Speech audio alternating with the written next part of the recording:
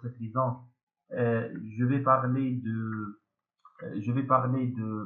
un peu de comportement de l'acide pour comprendre les paramètres essentiellement mécaniques nécessaires. Si vous allez effectuer une étude des structures métalliques, c'est nécessaire et c'est la base de calcul. Après, je vais insister sur la modélisation avec des logiciels robots des structures particulières. Et bien sûr, ici, on va travailler sur deux types de structures, une structure de géométrie simple et une structure peut-être de géométrie elle est un peu compliquée. Comme je vous ai dit, si on parle d'un projet métallique ou bien d'une ombrière photovoltaïque, la même démarche. Donc, il y en a, le projet est divisé en deux parties. Une partie qui porte sur l'étude et la préparation de la note de calcul et une partie qui porte sur la préparation des dossiers de fabrication ou la dossier d'exécution. L'ANA, donc généralement, bien sûr, robot, c'est le logiciel le plus utilisé, quel que soit par les ingénieurs tunisiens ou les ingénieurs français. Donc, le logiciel le plus utilisé dans la partie étude parce que vous connaissez que le robot, c'est parmi les robots structural analysis, peu n'importe la version, mais c'est un logiciel qui est très très performant du point de vue modélisation, il est très fort du point de vue modélisation. C'est-à-dire on peut créer un modèle qui décrit la et la réalité. réalité. Donc, qu'est-ce que ça veut Qu'est-ce que ça dire? veut dire? Ça veut dire Qu'est-ce que ça un veut dire un modèle modèle qui qui décrit décrit les réalités, c'est-à-dire dans les conditions limites, la géométrie, la charge, elle est, elle est, elle est, elle est, elle décrit la même chose que dans la réalité. Donc, bien sûr, on va créer un modèle numérique pour notre structure. Donc, si on va créer un modèle numérique, il faut que le modèle numérique elle décrit ça, la réalité. Et donc, si on dit décrit la réalité, du point de vue, comme je vous ai dit, géométrie, du point de vue conditions aux limites, la liaison entre les différents éléments et la liaison de la structure avec l'environnement, et du point de vue, bien sûr, chargement. Et bien sûr, vous savez que dans, dans les projets métalliques, par rapport aux projets en béton armé, c'est un peu délicat. C'est un peu délicat du point de vue chargement et aussi du point de vue sollicitation, qu'on appelle sollicitation. Parce que dans le domaine des bâtiments en béton armé, généralement, dans les immeubles, vous avez uniquement les charges descendantes. Les charges descendantes, des charges permanentes, pour propre des éléments de la structure, et vous avez les charges d'exploitation. Ce sont tous des charges descendantes. Et donc là, vous avez des dalles, des poutres qui sont soumises à la flexion, vous avez des poteaux qui sont soumis à la compression. Plus ou moins simple. Et on ne considère pas l'action, par exemple, les actions horizontales. Dans notre région, la plupart des régions tunisiennes, les charges horizontales, nous actions différentes. On considère les actions sismiques uniquement pour des zones particulières.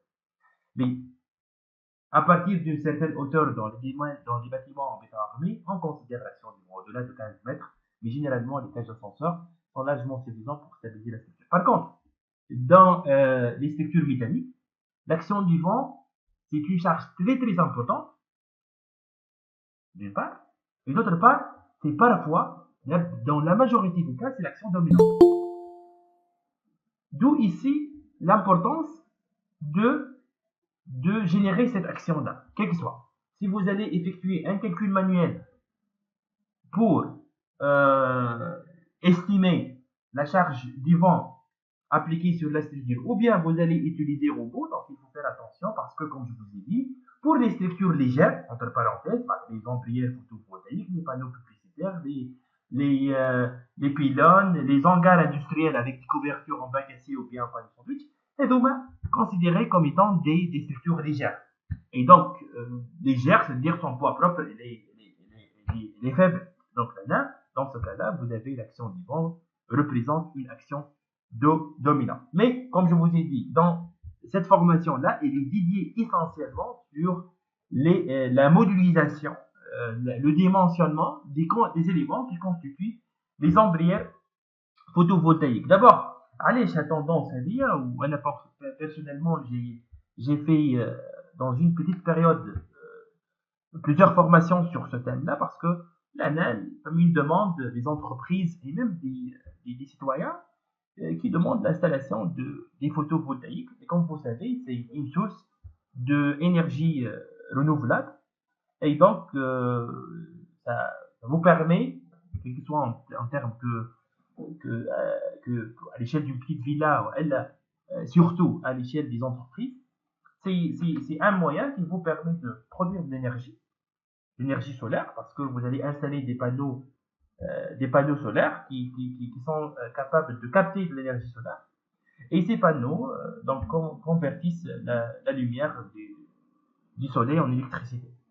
Et donc, cette énergie-là, elle est utilisée par l'entreprise, ou elle a parfois, si la surface elle est très importante, le nombre des panneaux il est important, donc on peut réinjecter dans le réseau électrique de l'énergie, donc je vais dire donc avec علاش دابا فما surtout les entreprises. Et là j'ai travaillé dernièrement avec une petite entreprise française, donc ils travaillent beaucoup sur l'installation des photovoltaïques, des panneaux photovoltaïques sur les bâtiments existants. Donc c'est quoi le rôle des ingénieurs dans ce cas-là? C'est de remoduliser l'hangar industriel, hein, et de vérifier la stabilité des différents éléments par rapport à la nouvelle charge appliquée sur le toiture. Qui est quoi? Qui est la charge des panneaux photovoltaïques. Ouais, là, donc on va voir les différents cas, peut-être 3 ou 4 cas, qui peuvent être rencontrés, donc, comme je vous l'ai dit. Mais, juste j'insiste sur ce point-là, c'est que cette formation-là, elle porte sur l'étude de la structure porteuse. Je ne suis pas un ingénieur énergétique, ou un ingénieur électrique, pour parler de mécanisme de l'induction du courant électrique à travers ces panneaux-là. Donc, ça va être ça. Je vois les panneaux photovoltaïques en termes de charge permanente appliquée sur la structure. C'est tout simplement ça. J'ai besoin d'un catalogue afin de déterminer le poids des panneaux photovoltaïques que je vais l'appliquer sur la structure afin de dimensionner la structure considérée. Donc, les ombrières photovoltaïques, c'est une structure sur laquelle on va installer des panneaux solaires ou bien des panneaux photovoltaïques et qui nous permet de, comme je vous l'ai dit, de la production de l'énergie électrique, et c'est une énergie renouvelable. تم حتى في البلدان برشا بلدان تشجيع من الدولة انهم il installe ces panneaux là pour minimiser la consommation des autres sources pour la production de l'énergie solaire. Donc si je vais parler maintenant de la structure d'une ombrière photovoltaïque, ce sont les éléments, quels qu'ils soient métalliques, ou bien en bois, ou bien en aluminium, qui va supporter les panneaux photovoltaïques. Et voici un exemple d'une ombrière photovoltaïque pour le parking. Donc là, vous avez une double fonction. À la fois, c'est un parking pour les véhicules, pour les engins, et à la fois, on va exploiter la surface afin de, comme je vous ai dit, pour la production de l'énergie électrique. كيف نجم نلقى un autre thème, ce sont les ombrières agrivoltaïques. معناتها هما les ombrières photovoltaïques spécialement conçues pour être intégrées aux activités agricoles. Donc si je généralise, donc dans ce domaine-là, pour l'installation, l'exploitation des panneaux photovoltaïques, on peut rencontrer pratiquement 3 cas. Le premier cas, on a les ombrières photovoltaïques installées sur une toiture en béton armé. Là, tu as une structure, ou bien une ombrière, ou bien des ombrières photovoltaïques qui ont été déjà installées sur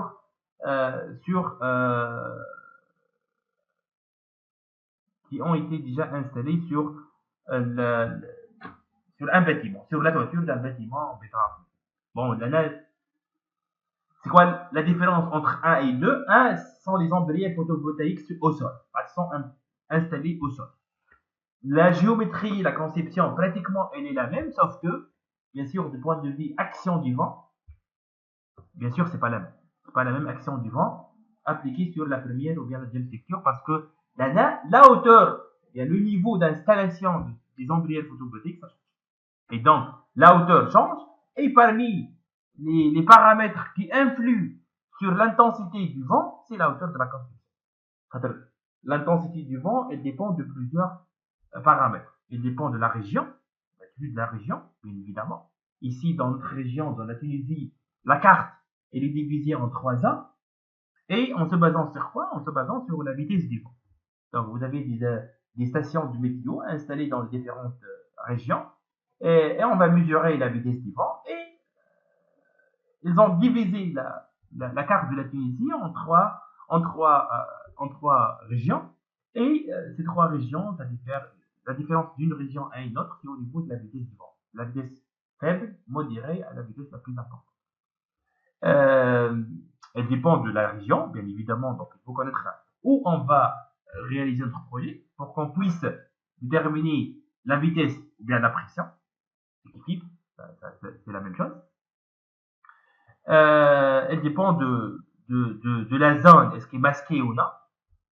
Est-ce que la construction elle est masquée par un autre bâtiment ou non?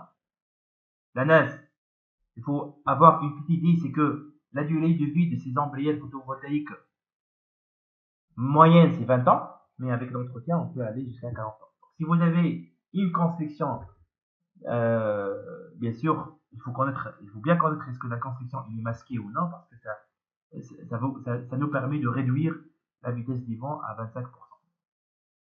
Le langage pour les fabricants des panneaux photovoltaïques ou bien des ombrières photovoltaïques, c'est en fonction de la vitesse. C'est une ombrière pour une vitesse kadha. Ou elle pour la hauteur de 2 mètres pour les vitesses kadha, la hauteur de kadha pour la vitesse kadha. Vitesse ou bien pression, c'est la même chose. Je vais vous montrer après la relation entre les deux. Le troisième cas, comme je vous ai dit, c'est surtout pour les usines, l'installation des panneaux photovoltaïques ou panneaux solaires sur la toiture. Et dans ce cas-là, c'est une toiture existante. Et c'est l'installation sur une toiture existante. Et l'étude maintenant, on va parler de ça comme je vous ai dit dans la formation au bout, la prochaine formation. Donc on va modéliser un hangar industriel et on va appliquer à part le poids propre de la couverture en bac acier ou bien pas de sandwich. Mais en bac acier, par exemple, on va ajouter à part le poids propre du panneau, on va ajouter aussi de la couverture, on va ajouter aussi le poids des panneaux photovoltaïques. Et l'étude revient à vérifier que est-ce que les profilés existants sont capables de supporter la charge des panneaux photovoltaïques. Et généralement, par expérience, on trouve que les traverses et les poteaux, plus ou moins, ils sont capables de supporter la nouvelle charge du panneau photovoltaïque. On trouve toujours le problème au niveau des pannes et surtout la résistance à l'état limite du tube, la condition de résistance de la section transversale, les phénomènes de flambement et diversement, surtout diversement pour les pannes, il n'existe pas de flambement pour les pannes. On trouve que c'est vérifié. Le problème, c'est au niveau de la flèche. Donc, généralement, on cherche des solutions pour renforcer les pannes, ou bien on rend des pannes continues, et si c'était des pannes statiques, ou bien on renforce les pannes par des braquants. Bien. Donc, bien sûr, pour les questions, les remarques, ou les interventions, n'hésitez pas. Vous pouvez à tout moment intervenir pour enrichir ou pour poser des questions. Donc, bien sûr, ici, pour les caractéristiques géométriques, je vais vous présenter après le modèle sur lequel on va travailler. Et c'est un choix. Bien sûr, vous pouvez me proposer un autre modèle pour les prochaines séances. Donc, ici, pour l'angle d'inclinaison, elle est entre 10 et 60 degrés. Pour le matériau, comme je vous ai dit, on peut avoir des ombrières en bois, surtout en France. On peut avoir en aluminium ou en acier. Là, on va parler des ombrières photovoltaïques avec dans la structure porteuse, elle est en métal. Ok. Donc pour la durée de vie, elle est, comme je vous ai dit, moyenne 20 ans. Mais s'il y a l'entretien et la zone elle est protégée, donc bien évidemment on peut aller jusqu'à 40.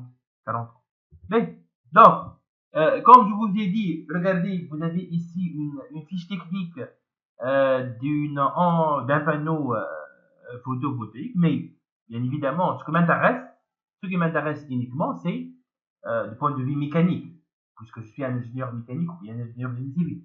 Ce qui m'intéresse, c'est uniquement le poids des panneaux photovoltaïques, parce que si je vais modéliser après, je vais commencer la modélisation de la structure sur robot.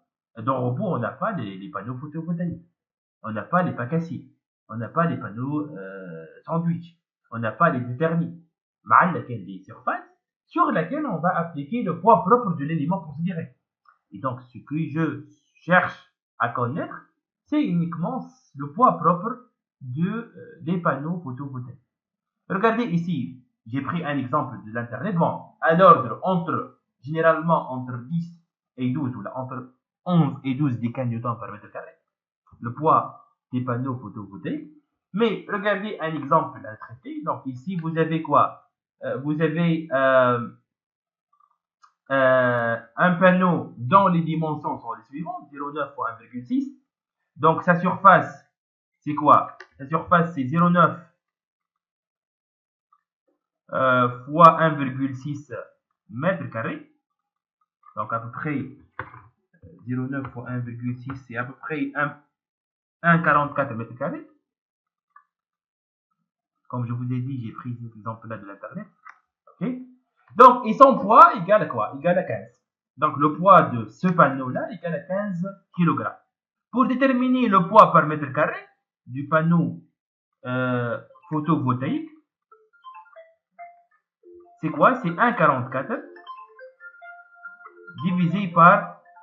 Non, plutôt c'est 15 divisé par 1,44. Donc, on trouve pratiquement 10, donc 15 sur 1,44, ça fait 10,4. Donc 10,4 pour ce panneau-là, son poids égal à 10,4 décanewtons par mètre carré.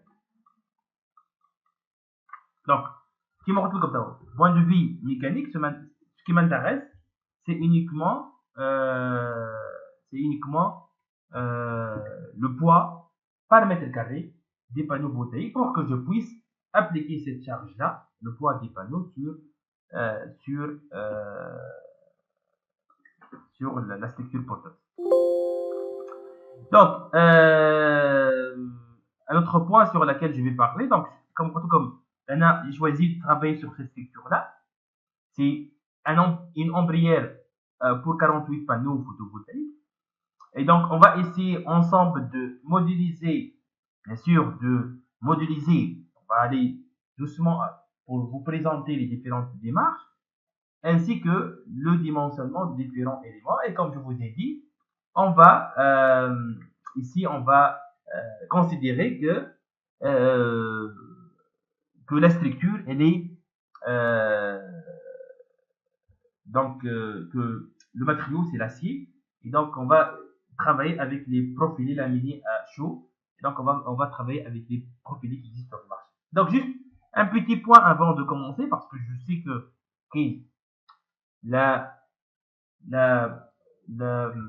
formation, elle porte sur la modélisation à l'aide de robots, mais pour moi, reste toujours la partie théorique, elle est importante, et surtout les notions de base. Donc, si je vais parler de l'acier, je vais insister sur les paramètres mécaniques et physiques, bien évidemment, nécessaires à connaître pour l'étude du différents types de projets. C'est pas uniquement les ombrières photovoltaïques.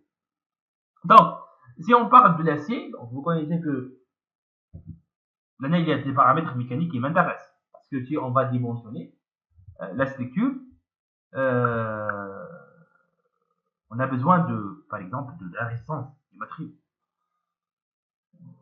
Si j'applique une force, la force maximale que je peux l'appliquer. Donc, pour connaître, bien sûr, on va pas réaliser ces essais-là à chaque fois lorsqu'on va construire un projet, mais bien sûr, il y a une fiche technique qui présente les différentes caractéristiques mécaniques ou physiques du matériau qu'on va utiliser. Bien évidemment, pour préparer ces fiches techniques-là, on va réaliser des essais de laboratoire. Et ces essais de laboratoire, c'est l'essai de traction ou bien de compression. Toujours, lorsque je présente le comportement de l'acier, je compare avec le béton. Parce que vous connaissez que le béton, c'est un matériau qui est caractérisé par une bonne résistance à la compression et une mauvaise résistance à la traction. C'est un point faible. L'acier, il est caractérisé par une bonne résistance à la compression et une bonne résistance à la traction. Donc c'est la même. Réaliser un essai de traction ou bien un essai de compression, c'est la même chose. Donc si on réalise un essai de traction, on applique un effort N sur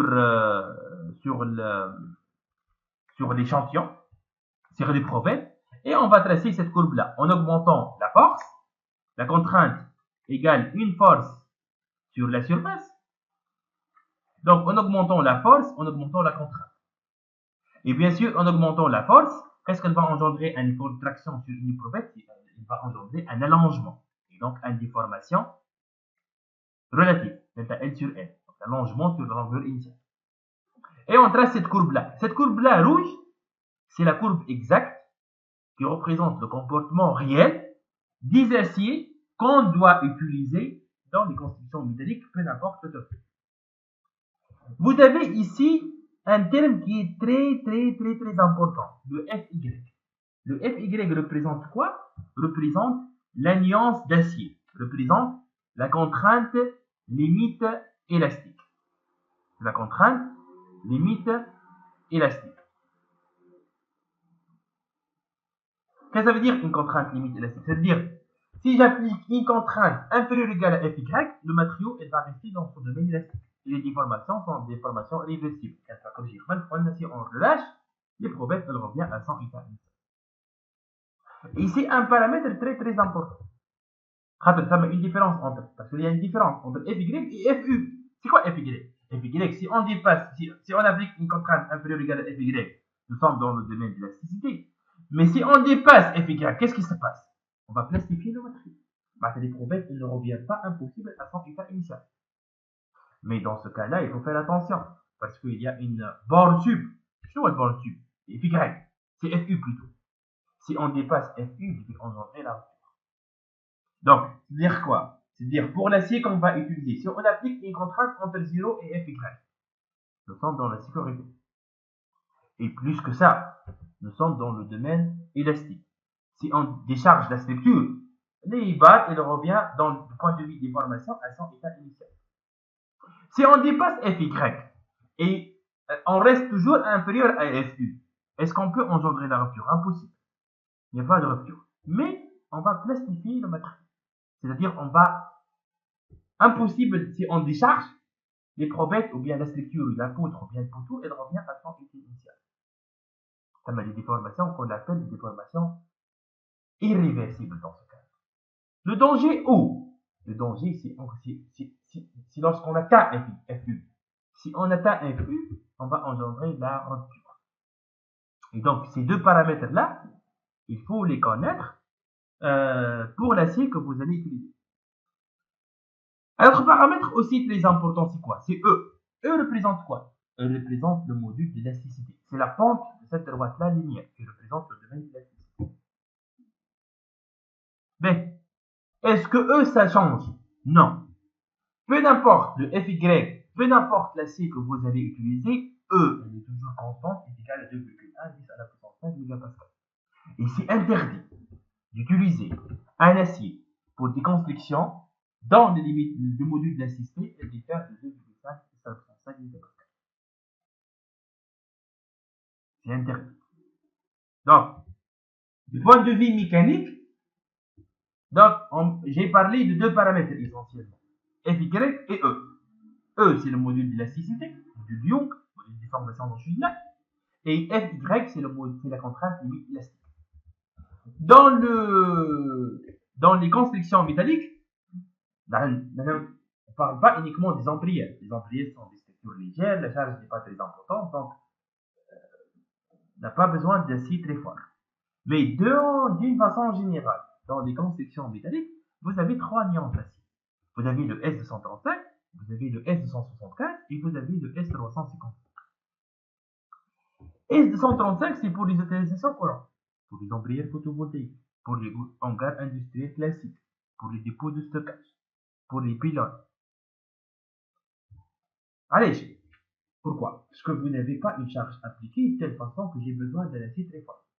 Si je vais comparer ça par rapport au béton armé, si vous avez une petite villa, un immeuble AD, généralement on utilise du béton tel que la résistance à la compression égale à 25 MPa. Largement suffisant. Si on parle des ouvrages d'art, dans ce cas-là, j'ai besoin, ou bien des bétons plus contraints, dans ce cas-là, j'ai besoin de béton dans la contrainte de la résistance à la compression. Elle dépasse, elle est importante. Alors de 35, 40, 50 MPa. Donc, regardez ici, ça dépend de quoi? De l'usage, du projet, de la nature de l'ouvrage. C'est la même. Le même. Dans les constructions métalliques, généralement, on utilise le S235. D'abord, qu'est-ce que ça veut dire S235? S235, c'est-à-dire la contrainte limite élastique égale 235 MPa. C'est important ici d'arrêter. Allez, on parle toujours du béton. Elle est forte. Elle est caractérisée par une bonne résistance à la compression. Égale combien? Elle a 25 MPa. Regardez l'acier, 235 MPa. Quand même. Et c'est pour cette raison on construit avec l'acier. Pourquoi? Parce qu'on peut avoir des structures avec des grandes portées et avec des faibles sections.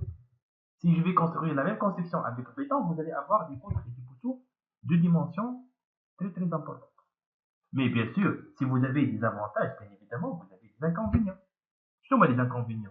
Les inconvénients, c'est que les profilés utilisés pour les constructions métalliques sont des profilés ouverts, se forment en I, se forment en H, se forment en L. Pour les profilés laminaires froids, se forment en C, en Z, en oméga. Puis, maintenant, si on applique un effort de compression, il y a un risque de flambement. Et c'est un danger. Et c'est un problème dans les constructions métalliques. C'est vrai qu'elles possèdent une bonne résistance à la compression, une bonne résistance à la traction. C'est important. Mais, et c'est pour cette raison, tu peux construire un hangar industriel d'ouverture 30 mètres avec un EPE, je sais pas, 330 pour des tracts. 330, c'est-à-dire 33 cm comme épaisseur, comme hauteur de la poutre. Si je vais construire la même structure avec le béton armé, vous allez voir la section de la poutre que vous allez trouver. Donc, la légèreté de la construction en acier par rapport au béton. Tandis que, regardez ici, le poids volumique de l'acier, c'est 7850 kg par mètre cube. Maintenant, parfois, lorsque j'enseigne des cours pour mes étudiants, j'ai mis, à côté, je vais mettre ρ pour le béton égale à 2500 kg par mètre cube. Et à droite, je vais mettre ρ acier égale 7850 kg par mètre cube. J'ai mis que de construire en acier, c'est parmi les avantages, c'est que la construction est plus légère. Parmi les questions, qu'est-ce que je fais? Le poids, la masse volumique de béton armé égale 2500 kg par mètre cube. Donc le poids volumique égale 25 kN par mètre cube. Et l'acier, le poids, la masse volumique, c'est 7800, 3 fois. Mais n'oubliez pas, c'est le ratio entre la longueur et l'épaisseur de la poutre par rapport au béton armé. Donc sûrement, avec le béton armé, vous allez avoir des constructions plus lourdes. Mais comme je vous ai dit, jusqu'à là, c'est vrai que c'est un peu délicat, mais j'ouvre la parenthèse et je vais rapidement. J'ai parlé de flambement, le phénomène de flambement, ce sont des déformés. Le flambement, le déversement et le voilement qui peuvent être rencontrés dans les profilés métalliques. Pourquoi j'ai dit que ce sont des dangers? Parce que ces phénomènes-là, elles peuvent engendrer la rupture pour la structure, même si je suis encore dans le domaine élastique. Si je suis dans le domaine élastique, je suis dans la sécurité absolue. Non, je ne suis pas dans la sécurité absolue. Pourquoi? Parce que c'est vrai que la contrainte dans la poutre, elle ne dépasse pas le FY, donc je suis dans la sécurité. Mais n'oubliez pas que je peux avoir un phénomène de flambement qui peut engendrer la rupture, même si la structure elle est encore dans le domaine élastique. Donc c'est pour cette raison, au début de la formation, j'ai parlé que il y a beaucoup parmi vous et beaucoup d'ingénieurs qui maîtrisent parfaitement la modélisation avec le la modélisation, la création des modèles 3D, la création des modèles du point de vue géométrique. Est-ce qu'ils sont capables de bien dimensionner la structure? Non. Ces points-là, il faut bien connaître, il faut bien maîtriser ces points-là pour que vous pouvez bien dimensionner les éléments du construction. Bien sûr, le S275 et le S355, c'est pour les ouvrages d'art. Voilà, pour l'utilisation, c'est ça, pour les bâtiments en charpente métallique. Alors, je peux utiliser des aciers de 275. Je peux avoir des charpentes métalliques avec des pans roulants, ainsi de suite. Regardez dans la courbe ci-dessous. كيف نعرفوا النيونس نتاع الاسير بين الاس، خاطر في بالي فما حتى اقل من الاس 235 ساعات في كل شاربونت القدم. Ok, je vais vous répondre. Bien sûr, bien sûr, et dans l'étude, j'ai utilisé le S235. Donc par défaut, l'acier que je vais l'acheter, à Vijdi, bien évidemment, c'est le S235. Supposons que c'est impossible. S275, il y en a puisque j'ai acheté en se basant sur les voies acier 235. Mais si sûrement il y a une fiche technique. Dans cette fiche technique, vous avez toutes les informations nécessaires. Sinon, c'est rare, mais sinon, on réalise des essais de traction pour tracer cette courbe-là, pour déterminer la valeur de cette contrainte-là ici. Mais dans la deuxième partie de la question, il n'y a pas un acier dans un nuance inférieur à 230. Mais l'acier déjà utilisé, pour des raisons de sécurité, ils vont dimensionner la structure par rapport à une contrainte limite moins importante que 235. Mais lorsqu'on achète des nouveaux profilés métalliques, bien sûr, au pire des cas, le moins performant sont les aciers, les plus utilisés, des aciers de nuance 230. C'est-à-dire pour l'utilisation courte. Bien sûr, il n'y a pas un acier moins important que. Un acier, je dis, la nuance bien à de 230. C'est impossible. Mais qui un acier déjà utilisé, normalement, sous l'effet de la fatigue, la durée de vie, les endommagements. Donc, bien sûr, dans l'étude, il est aussi interdit. Mais dans l'étude, on peut considérer qu'il y a des facteurs de sécurité pour considérer que l'acier a été déjà utilisé. Mais vous avez ces trois nuances uniquement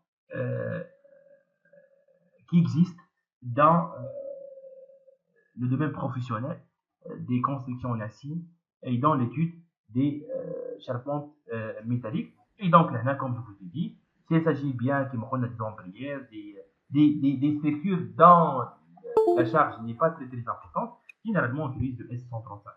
Kiff, dans les constructions métalliques, pas mal de fois, on a utilisé le S275 parce que vous avez une structure géante avec des ponts roulants, avec des planchers chargés, ainsi de suite.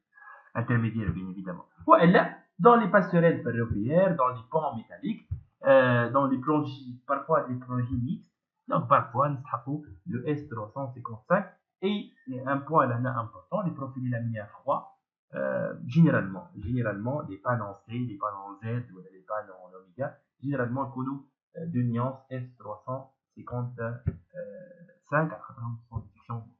Il y en a peut-être qui est un peu avancé, section de classe 3 ou bien de classe 4. Mais comme je vous ai dit ici, peut-être il faut réaliser un essai de laboratoire, un essai de traction ou bien un essai de compression. Kiff les deux parce que l'acier possède la même caractéristique en compression qu'en traction. Mais pour les différentes nuances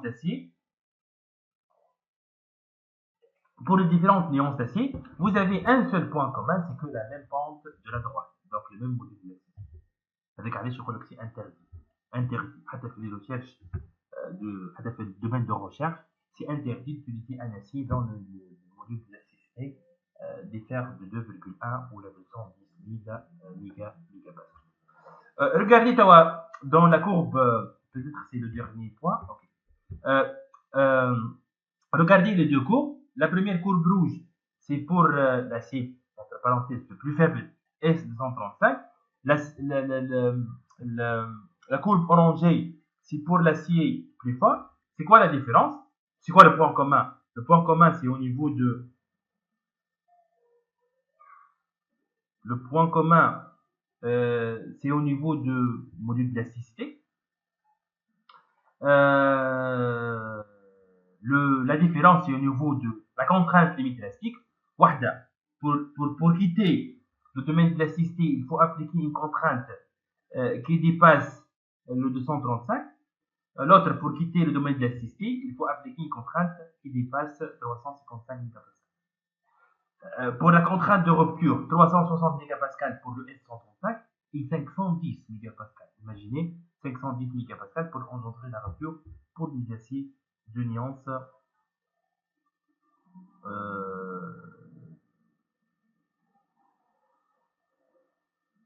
de nuance 355. Mais, on l'utilise pour les ouvrages d'art, comme je dis, ou c'est ça, pour les domaines des ouvrages d'art essentiellement. Mais, donc, si vous connaissez, ou bien je vais vous présenter rapidement, donc le logiciel Robot, c'est un logiciel les plus utilisés dans le, comme je vous ai dit, dans le domaine de la mécanique, dans le domaine du génie civil, pour la modélisation, l'étude des différents types de structures dans le domaine de génie civil, du génie civil. حتى les ingénieurs mécaniques ont un point commun, نخدموا بعضنا les constructions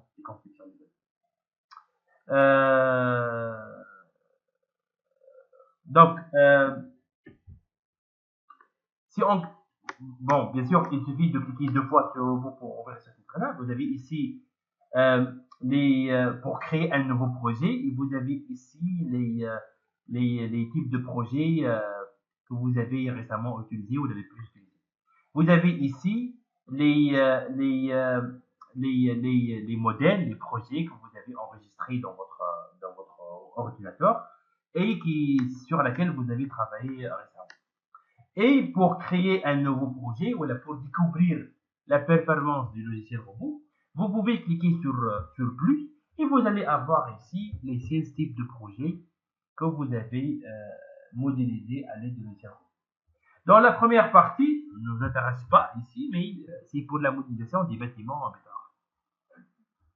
Ici, pour l'étude des structures spatiales, des portiques spatiales, les constructions métalliques. Si ça vous intéresse, une modélisation en 3D, parfois, on a des projets et une modélisation en 2D, c'est là je pense que c'est ça. Personnellement, il y a une différence entre modélisation en 2D et 3D. Ça a une complexité, soi-disant. Mais, si j'ai un hangar industriel, avec des portiques, avec un espacement uniforme, généralement 6 mètres dans les constructions métalliques, parce que vous savez que la longueur de la barre est de 12 mètres, donc là on peut, la solution la plus optimale pour l'espacement entre les portiques, c'est 6 mètres. Donc j'ai besoin uniquement de modéliser le portique intermédiaire et j'applique les sections trouvées pour le reste des portiques. Et parfois vous avez des bâtiments dans la géométrie non régulière, et donc j'ai besoin dans ce cas-là de modéliser en 3D. Ça m'a étudié une coque, c'est très général. C'est un projet dans lequel vous pouvez modéliser n'importe quel type de structure. Il est dédié pour les géométries simples, bien évidemment pour une modélisation en 3D, géométrie simple ou bien une géométrie compliquée. L'étude d'input spatial et l'étude d'input plan. Mais ce qu'il faut savoir, c'est que je peux modéliser ici une input plan. C'est faisable. Et donc, pourquoi Robot a créé une interface, un environnement de travail qui s'appelle étude d'un plan? Parce que il y a des conditions aux limites qu'on doit ajouter qui sont intégrées automatiquement dans cette structure-là. Si je vais modéliser une structure triée, les structures triées sont très, très, très délicates, sont très spéciales. Allez, tous les éléments de l'input trié travaillent uniquement vis-à-vis des efforts des efforts axiaux.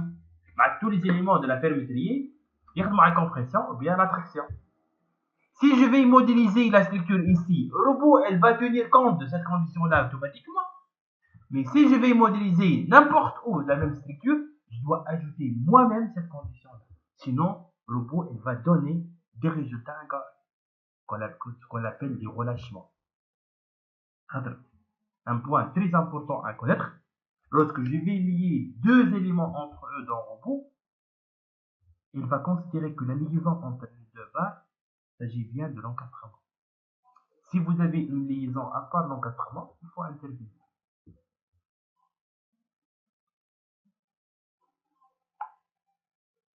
Ok? Donc,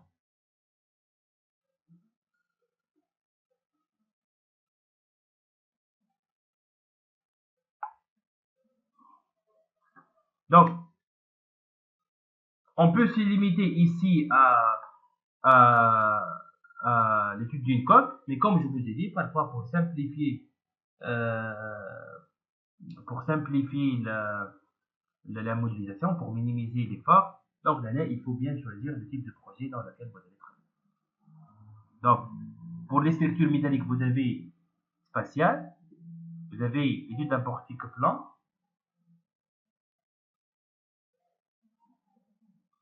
vous avez l'étude d'un portique spatial. Bon, c'est pas trié, portique trié ou input trié, plan ou spatial. Kif, parmi les autres environnements de travail qui nous intéressent maintenant, on a les calculs des conceptions. Bien sûr, là, si vous avez juste besoin de calculer un assemblage, vous avez l'effort appliqué au niveau de la liaison, vous connaissez les deux éléments, vous avez modélisé, aller ici directement pour un seul objectif, c'est le calcul de l'assemblage. Bien sûr, si vous avez modélisé la structure à l'aide de l'une de ces commandes-là, bien sûr, vous allez trouver dans cette interface-là une commande qui vous permet de calculer les assemblages de différents éléments. Un point aussi, il y a une interface qui est très très importante, c'est la définition d'une section, les profils laminés à chaud, profils laminés à froid, les géométries simples pour les éléments en béton armé existent. Mais parfois, on peut rencontrer des sections dont la géométrie n'est pas classique.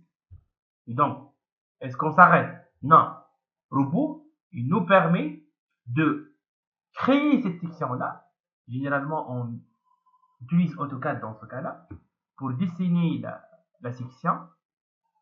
Et après, je vais ajouter cette nouvelle section-là au catalogue du robot pour que je puisse l'utiliser dans le modèle et pour que je puisse la vérifier ou le démontrer. Cette nouvelle section-là.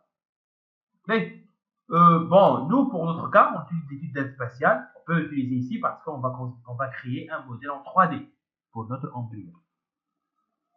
Donc, l'interface ou bien le bureau d'environnement pour robot, elle est unique. Elle est pratiquement le même pour les différents types de projets sélectionnés. Vous avez ici le menu, vous avez ici une barre d'outils principale, vous avez ici une barre d'outils additionnelle pour le diao, pour le dessin. Vous avez ici une petite fenêtre dans laquelle vous allez avoir la liste des éléments que vous avez modélisés ici dans l'environnement de travail. Vous avez ici un repère global. Vous avez ici des commandes qui vous permettent d'afficher les caractéristiques des éléments modélisés. Voilà, vous pouvez aller ici dans le bouton droit attributs et vous avez ici à gauche les différents modèles qui vous permettent d'afficher les caractéristiques. Par exemple, pour les barres, je peux afficher le numéro des barres, je peux afficher le symbole, je peux afficher la section réelle, je peux afficher une couleur afin de distinguer entre les différentes barres de la section. Ok, donc là, ce sont des commandes qui existent ici et qu'on peut aller ici dans le bouton droit attributs pour afficher les caractéristiques de n'importe quel élément barre, bien élément surface que vous avez pris. Là, bien sûr, on va modéliser des structures barres dans cette formation-là, mais robots, c'est-à-dire à l'aide du logiciel robot, vous pouvez modéliser des éléments barres, des structures composées par les éléments barres, comme vous pouvez modéliser des structures plaques et des structures coques. Donc là, pour les méthodes de calcul, utilise la RDM et la mécanique des structures pour la résolution des problèmes pour les structures barres, et utilise la méthode des éléments finis pour les structures ou bien pour les éléments surface. Bien pour les éléments plaques. Ben, regardez ici par exemple, vous avez ici le bureau d'environnement. Pour vérifier la structure que j'ai sélectionnée, vous pouvez aller dans structure, type de structure, et on est en train de travailler ici, dans l'étude d'informatique spatiale.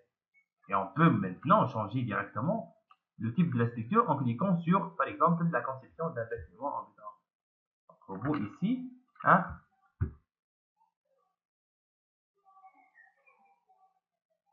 vous avez ici un changement au niveau de quoi? Au niveau de type de structure. On est en train de travailler dans la conception des bâtiments en béton armé. Qu'est-ce qu'elle a changé? Rien pratiquement. Elle a changé uniquement, on a un petit changement uniquement au niveau de la barre d'outils additionnelle. Robot, elle a ajouté ici des commandes dédiées essentiellement pour le type de produit que vous avez sélectionné. Puisqu'il s'agit bien d'un bâtiment en béton armé, donc ici, elle va ajouter des commandes qui vous permettent de modéliser des poteaux, des voies, etc. Bien. Très bien. Donc, je reviens, structure, type de structure, et on revient étude d'une coque ou bien portique spatiale, la même chose. Donc, je vais utiliser ici étude d'une coque. Et je vais commencer par, bon, ici vous allez avoir la liste des nœuds sélectionnés. Ici, vous allez avoir la liste des barres sélectionnées. Ici, vous allez avoir la liste des charges appliquées à la structure. Ce tableau-là, il est désactivé pour le moment parce qu'on n'a pas ni encore commencé la modélisation, ni on a commencé l'application des différentes charges. Donc, j'ai dit qu'on va choisir, que j'ai choisi, et je vous laisse la possibilité de me proposer d'autres structures pour les prochaines séances. Donc, il s'agit bien d'une ombrière composée par 5 portiques espacés de 3,6 mètres avec une petite console ici de 40 cm. Cette structure-là, elle est dédiée pour supporter 48 panneaux photovoltaïques. Ici, vous avez 1, 2, 3 panneaux. X 4, ça fait 12 panneaux pour chaque portique. Ok? Ben. La première étape, elle est dédiée pour la modélisation. Et vous avez ici des braquants afin de stabiliser, bien sûr, la trace. Ben. On peut aller d'abord ici dans outil préférence de la tâche pour vérifier plusieurs paramètres. Les paramètres en ce qui concerne les unités et les formats, les normes de conception, catalogue des profilés, le matériau, ainsi de suite. Regardez par exemple ici pour le matériau. Donc ici, robot il utilise l'acier par défaut. Si on parle de l'acier, c'est-à-dire l'acier par défaut. Donc c'est S130. Vous avez E24. E24 c'est le acier, c'est le S235. Vous avez le E28, c'est le S275. Et vous avez le E36, c'est le S355. Donc acier par défaut, c'est déjà l'acier qu'on va utiliser dans le formation. Béton par défaut, c'est le béton 25, c'est-à-dire le béton dont la contrainte de compression égale 25 degrés. Aluminium et le bois. Et donc robot, donc il y en a robot, avec robot, on peut modéliser des structures pour 4 matériaux. Acier, aluminium, bois et le béton. Et bien sûr, pour le béton, on peut modéliser des poutres en béton plus contraint. Ben, pour les unités, pour les dimensions de la structure, largeur, hauteur, profondeur, c'est en mètres. Dimension de la section transversale, largeur de la section, hauteur de la section, l'épaisseur de la semelle, c'est en centimètres. Caractéristique de la section, l'inertie, moment statique. La surface, c'est en centimètres carrés, centimètres cubes pour le moment statique ou bien centimètres carrés pour les inerties. L'assemblage en millimètres, l'épaisseur du cordon, diamètre du boulon, diamètre des troncs, diamètre des barres pour les éléments bidardés, c'est en millimètres. HA10, HA12, HA14, HA16. Section d'acier, c'est en centimètres carrés, et pour les fissures, c'est en millimètres. Les forces, par défaut, l'unité, ici, je ne sais pas dans vos versions, mais ici, c'est la force par défaut, c'est en 10 kN. Là, c'est par défaut, normalement, c'est en kN pour l'autre version. Bon, si vous avez le kN, il faut changer en 10 kN parce qu'on va appliquer déjà après en 10 kN. Pour les moments et les contraintes, ça ne m'intéresse pas. Pourquoi ça ne m'intéresse pas? Parce que ce sont des résultats. Il faut faire attention que les moments que vous allez afficher après, c'est en kN par mètre. Et pour les contraintes, c'est en mégapascal. Mais vous pouvez bien évidemment modifier les unités pour la force et pour une longueur pour le moment. Et vous pouvez modifier la force et pour la surface pour la contrainte. Pour la norme de conception, un point très important, c'est la norme utilisée pour le dimensionnement des structures métalliques, c'est la norme dans le code 3. La norme EN, European norme française, 1993. Le roi, il indique que c'est le code 3. Ok? Donc la dernière version. 1993, c'est le code 3.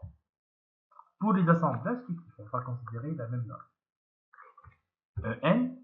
NF 1993. Comme je vous ai dit, 3, il indique qu'il s'agit bien de le code 3. Si c'était, personnellement, si c'était une vérification d'une structure, d'une ancienne structure. Par exemple, si j'ai une charpente métallique, une ancienne charpente métallique sur laquelle je vais installer les photovoltaïques, les panneaux photovoltaïques. Dans ce cas-là, je ne vais pas dimensionner la structure par rapport au code 3. Généralement, selon le CM66 ou à l'équipe 80. C'est une ancienne construction. Pour les nouvelles constructions, c'est selon le code 3. Ici, dans notre région, en Tunisie, le dimensionnement des structures métalliques, c'est selon le code 3. Et pour la génération de l'action du vent, c'est selon le LV65. Ok? Mais, pour les pondérations, vous savez que on va appliquer différentes charges. Poids propre des éléments de la structure. Poids propre des panneaux photovoltaïques. L'action du vent. Si c'était une charpente métallique, la charge d'exploitation. Si c'était une construction avec beaucoup d'étages, charge d'exploitation. Mais après, on doit générer les combinaisons de charges.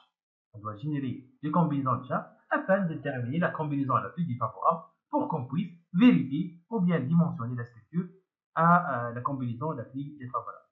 Pour les constructions métalliques, on dimensionne à l'état limite de tube et on vérifie à l'état limite cerveau. Et là, il faut bien distinguer entre la différence entre état limite de tube et état limite cerveau.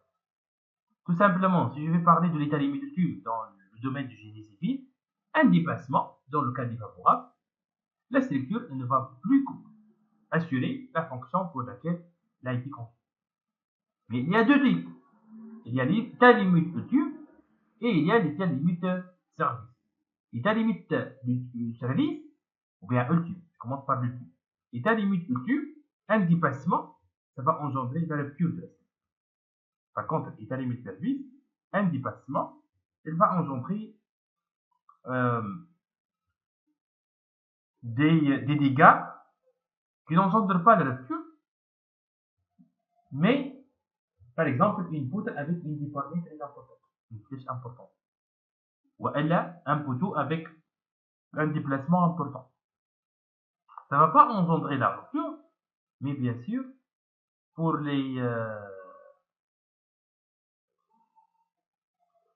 pour le confort, c'est pas bon. Donc c'est pour cette raison, pour vérifier, pour dimensionner une structure métallique, il faut qu'il vérifie toutes les conditions à l'état limité et vérifie toutes les conditions à l'état limité. Pour la génération de l'action du vent, c'est ce genre de MV3. Comme je vous ai dit, s'il vous plaît, s'il y a des questions, s'il y a des remarques, n'hésitez pas. Ok?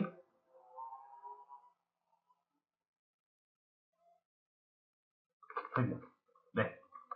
Donc, personnellement, je commence par la définition des axes. Ce sont des lignes de construction qui nous permettent de simplifier la partie modélisation. Et bien sûr, on va créer des lignes de construction en se basant sur la géométrie de notre construction. Donc, vous avez un portique. Ok, pour les sections, on va proposer des profils laminés type I, PE pour les traverses et les poteaux. Et avec des EPE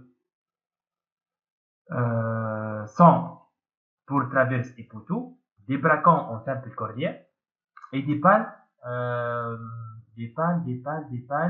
en des profils creux, des tubes carrés 40 x 2. On va faire la même chose. On va faire le contreventement. Je pense que c'est simple cornière plutôt, 50 x 5. Ben, pour notre portique, les ouvertures 4,33 m. La hauteur du poteau, rappelez-moi de vous envoyer tout ça, juste pour avoir toutes les données, pas un plan d'exécution réellement, mais juste un schéma pour la géométrie. J'ai créé ça maintenant. J'ai pas trouvé le plan d'exécution réel de ce truc. Donc 1,5, 4, niveau de braquant 0,82. Ben, on va commencer doucement. Hein. Ben, et vous avez ici, ok, ça, j'ai besoin de ça, 0,38 ici, et la même chose.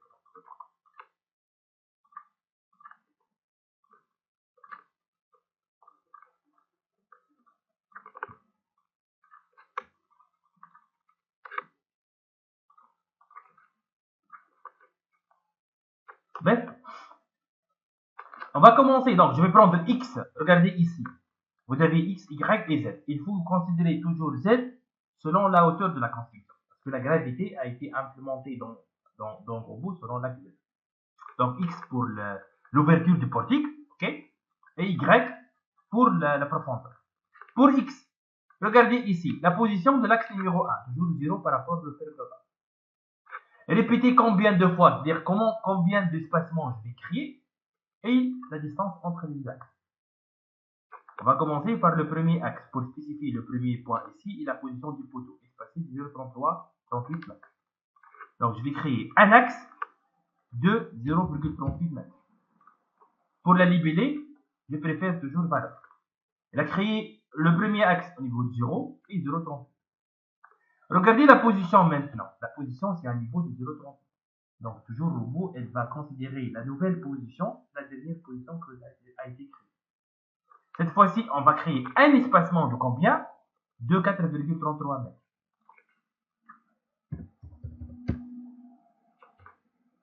Par rapport à 4,71, on va ajouter un espacement de 0,30.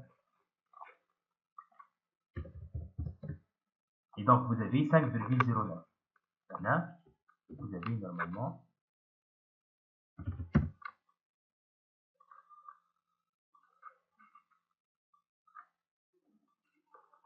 5,09. Bien. Donc, pour X, normalement, c'est bon. Bon, sinon, on peut à tout moment ajouter, modifier, supprimer un axe déjà créé. Je passe à Y. Qu'est-ce que vous avez, Y? Vous avez, c'est vrai que vous avez 4 espacements de 3,6, mais vous avez au début 2 constantes pour les pas. 0,4. Donc, je vais créer au début un espacement de 0,4.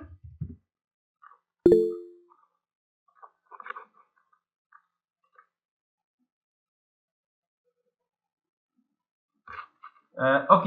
Donc, oui. la question de ce genre, c'est que pourquoi vous n'avez pas utilisé le modèle 2D? Vous avez raison. Parce que ici, vous avez des portiques de même section qui se répètent à chaque 3,6 mètres. Mais si je vais commencer par, si je vais créer un modèle 2D, qu'est-ce que je vais dimensionner? Je vais dimensionner uniquement la traverse, les braquants et les poutres. Mais vous avez des parts. D'habitude, personnellement, si j'ai un projet typique, comme celui-là, je crée un modèle en 2D pour dimensionner les éléments du portique. Après, j'ai un fichier Excel sur lequel je vais travailler pour le dimensionnement des parts. Voilà, je vais vous montrer avec le robot comment vous pouvez calculer uniquement une seule part. C'est correct aussi. Sinon, vous pouvez créer directement un modèle en 3D et vous avez bien exploité. Bien sûr, à condition que vous avez bien dimensionné, vous avez bien modélisé la système.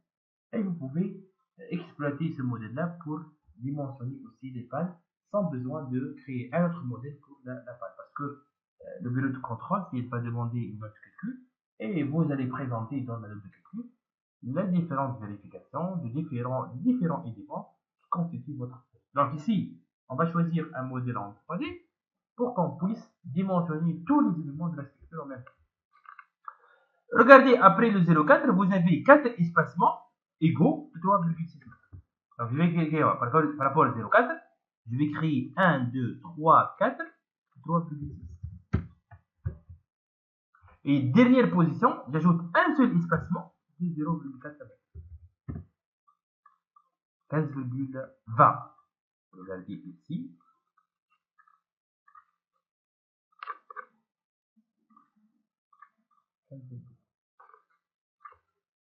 Ben, maintenant, pour le Z,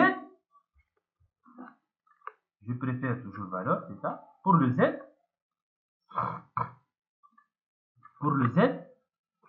ok. Le premier axe, c'est la position du premier poteau, 1,5 mètres.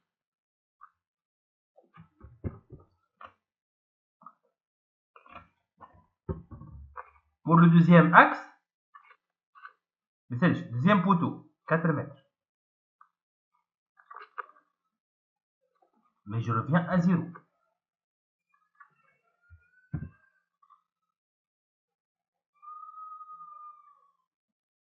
Donc maintenant, j'ai bien précisé. Dites les braquants. Le premier braquant, bon, je peux ajouter des axes comme je peux diviser la barre après. À 0,8 et à 2 mètres. J'ajoute par rapport à 0 un axe à 0,8 mètres. Et j'ajoute par rapport à 0 un axe de 2 mètres. C'est la position initiale des braquants. Appliquer, fermer. Et vous avez ici maintenant la vue en 2D pour le plan XZ. Comme vous pouvez cliquer ici sur cliquez-en, ou bien ici sur 3D pour afficher le modèle en 3D. Je reviens à XZ. Je vais modéliser un seul portique. Après, je vais utiliser les commandes modification pour copier ce portique-là qu'on va créer. X7. Bien, je vais utiliser, bon, regardez ici dans outils mode d'accrochage, vous pouvez remarquer ici que le robot, elle va tenir compte de l'intersection entre lignes de construction. Donc là, j'ai pas besoin de créer des nœuds. Le robot, elle va considérer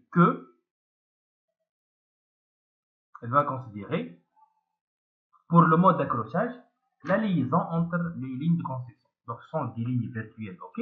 Regardez ici dans cette fenêtre-là, rien n'a été ajouté. Allez, on n'a pas encore commencé la modélisation. Dès que je crée une barre, ou bien un nœud, la liste commence à se construire. Je vais utiliser la commande var. Qu'est-ce que j'ai dans commande var? J'ai le type, c'est-à-dire après on va modifier ça dans le dimensionnement. Vous avez la section et vous avez l'origine et l'extrémité de la barre. J'ai dit que les poteaux et les traverses sont unipuissants. Je clique sur ces 3 points pour télécharger ces nouvelles sections-là. Normalement, le UPS100 existe par défaut. ليه ما موجودة في الروبوت.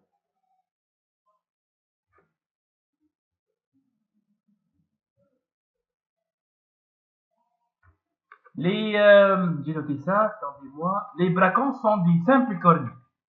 Donc là, le CAE, ce sont les simples coordonnées, 43,4. Ajouter. Ajouter, c'est-à-dire, j'ai ajouté la section à cette liste-là. Les croissants André et les poutres au vent sont des CAE 50 x 5.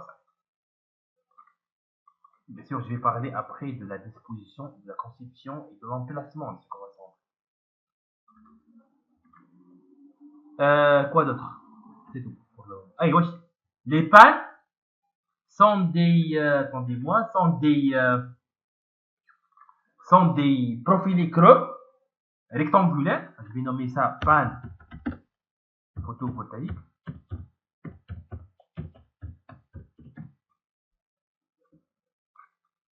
Largeur en centimètres 4, la hauteur 4 et l'épaisseur 2 mm.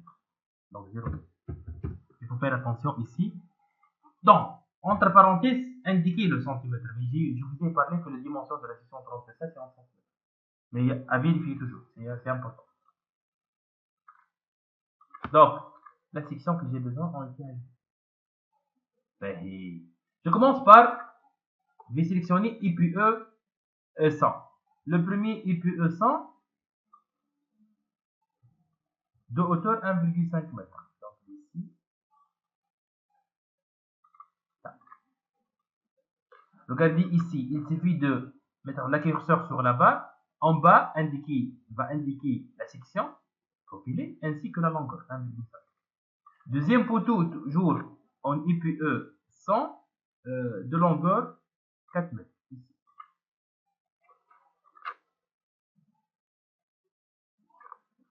Bien évidemment, les poteaux ici sont encastrés. Donc, je vais aller ici, toujours dans la barre d'outils additionnels. Vous avez la commande appui. Et ici, je vais mettre la curseur, la flèche, devant encastrement. Et je vais sélectionner sur les petits notes en bas.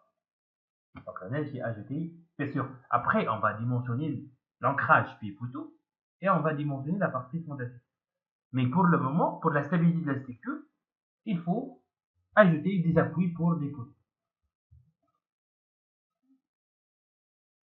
Ah, j'ai fait une petite erreur. Hein. Donc, ici, niveau, là, vous avez, attendez-moi, c'est ça. Les poteaux, c'est à ce niveau-là. Là, c'est la partie braquant. Donc, je sélectionne poteau. C'est l'occasion pour utiliser la commande modification. Je vais aller dans édition, transformer par transplacer. Et je vais cliquer ici sur déplacer. Je vais déplacer le poteau d'ici, là. Kiff kiff. Pour le deuxième poteau, je sélectionne le poteau. Je vais aller à édition, transformer, translation, déplacer d'ici, là.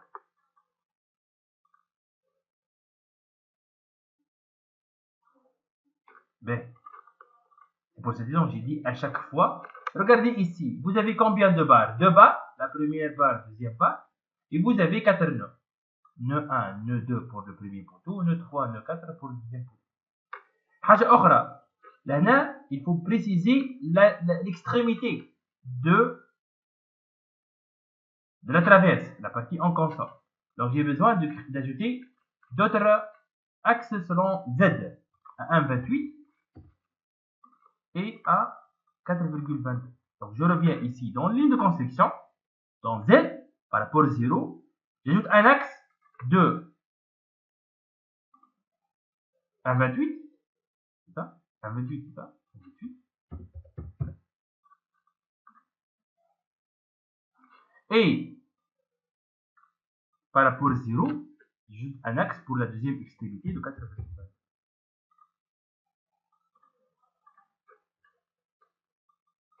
C'est ça, 1 et le 2. Bah, je reviens à la commande bas et j'ajoute la traverse.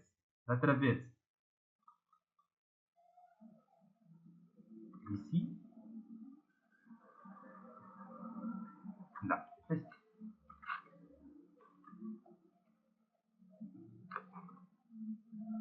Je clique sur croquis, bouton droit, attribut, barre, et j'entre par couleur. Regardez ici, sont les IPE.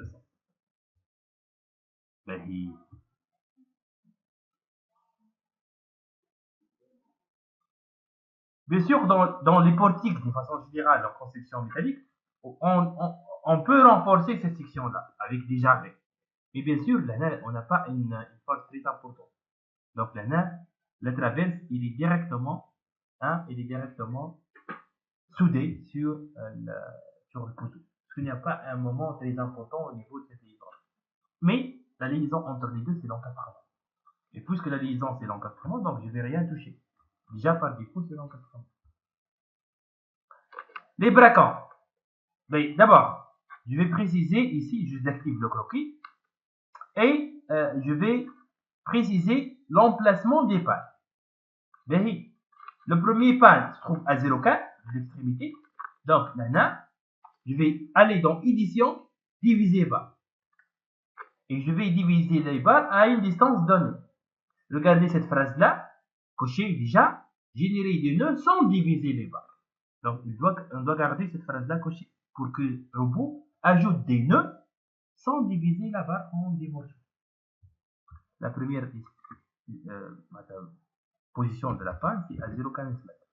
Je clique ici. On va ajouter un nœud ici. C'est le nœud numéro 7. La position numéro 1 de la barre. الثانية c'est 1,18 plus 0,15 d'accord, entre axes toujours, hein, de l'extrémité tout. Ah.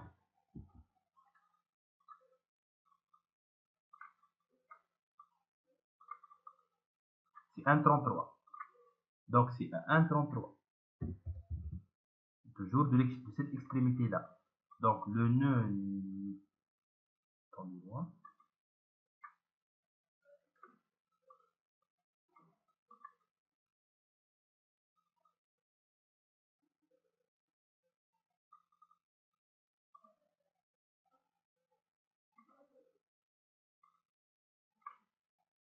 Ah oui, c'est ça. Donc là, j'ai créé deux nœuds. Je peux aller ici dans édition, corriger, appliquer. Le robot, elle va corriger ça. Elle va garder un seul nœud.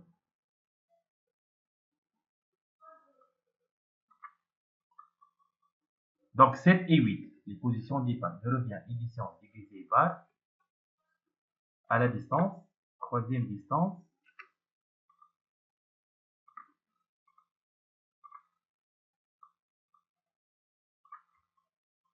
2,03.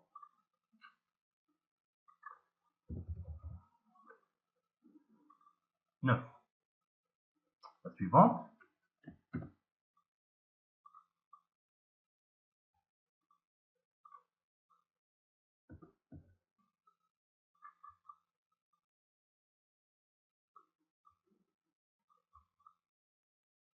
Loi 53.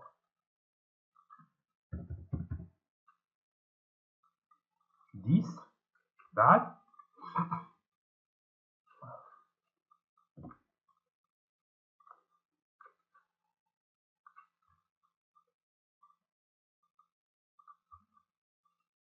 83.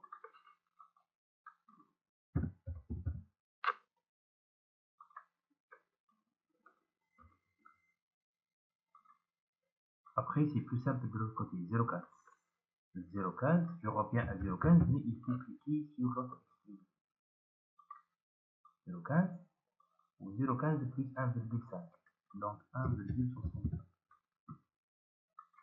Et bon, déjà, j'ai tombé sur le même texte. Donc, édition, corriger. Et bon, voici les positions du. Monsieur, Oui. s'il vous plaît, comment faut-il savoir la répartition des pannes en général dans une structure photovoltaïque Ok. pour qu'on puisse fixer les... Ok. Regardez, il y a je veux partager BAD avec vous. Ok, c'est vrai qu'ici, on est en train de, de respecter les données de l'exercice qu'on est en train de traiter. Mais c'est une très bonne question parce que il n'y a pas un choix arbitraire de pannes. Les pannes, il y a un prédimensionnement qu'on doit effectuer. Si par exemple, on va fixer comme famille les profilés en IPE, il y a des vérifications des règles de prédimensionnement qu'on va effectuer, qu'on va calculer afin de déterminer l'espacement optimal des pannes pour le profilé qu'on va choisir. Euh, pour les pannes, il y a deux vérifications. Il y a des vérifications à l'état multiple, il y a une vérification à l'état intermédiaire. Et généralement, le problème des pannes, c'est la vérification de la flèche. Généralement, les pannes, le problème des pannes, c'est que les déformés est très important. Donc, qu'est-ce qu'on va faire? On va programmer sur Excel la formule de la flèche qui est très simple. Et on va faire sortir l'espacement. On propose des profilés, on va déterminer l'espacement optimal. C'est ça. كلمني à tout moment, Inch'Allah. C'est une partie théorique. Okay? C'est pas l'objectif de cette formation-là. Mais si vous avez besoin, si vous êtes intéressé, je vais vous présenter ça la prochaine fois. Et sinon, vous pouvez me contacter sur les dates et je vais vous expliquer. Donc, une formule de la flèche qui ne va pas dépasser L sur 300, la longueur de la phase sur 300. Et en se basant sur cette expression-là, on va faire sortir l'espacement. On propose des profilés, on détermine l'espacement minimal. بعد نختار انا الشوا نتاعي en se basant sur la géométrie de la scène. Mais bien sûr, c'est l'idée. Mais comme je vous ai dit, je peux vous présenter rapidement, peut-être rapidement là. Regardez, essayez de me suivre. Regardez, pour les pannes, qu'est-ce qu'il dit la norme? Ils disent que la juste très générale, la flèche, elle ne doit pas dépasser le F maximal. C'est quoi le F maximal? C'est L sur 200. Ok. Ben, qui me retrouve. Et notre condition. Généralement, notre condition elle est vérifiée. Généralement, notre condition elle est vérifiée. Le problème pour les pannes, c'est la déformation. La flèche, sous l'effet, la panne il est appuyée sur les deux traverses. Sous l'effet de la charge appliquée, elle va se déformer. La flèche obtenue, elle dépasse parfois le L sur 300. Par exemple, c'est quoi le L?